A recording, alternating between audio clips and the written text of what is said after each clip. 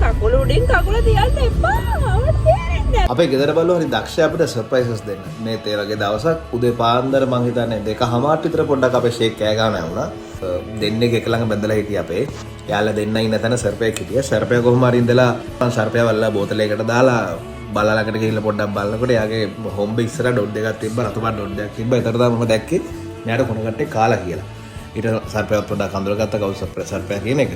පාන්දර 2:00 විතර වැඩේ උනේ. එතකොට ඉතින් මට අහන්න කෙනෙකුත් නැහැ.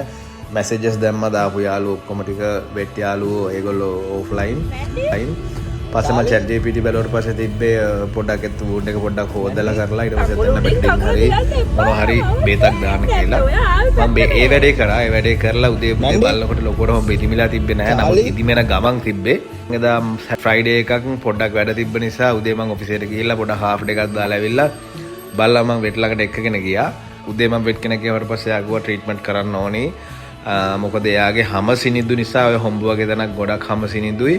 එතකොට හොම්බ දිය වෙන්න පුළුවන් ස්පෙෂලි කුණ කට්ටගේ දත්වල තියෙන විස බීජ එයාගේ හැම සර්පයෙක්ගේම ඇඟේ විස තියෙන නමුත් කුණ කට්ටගේ තියෙන විසත් එක්ක එයාලගේ හැම කුණු වෙන එක වෙන්න පුළුවන් කියලා කිව්වා.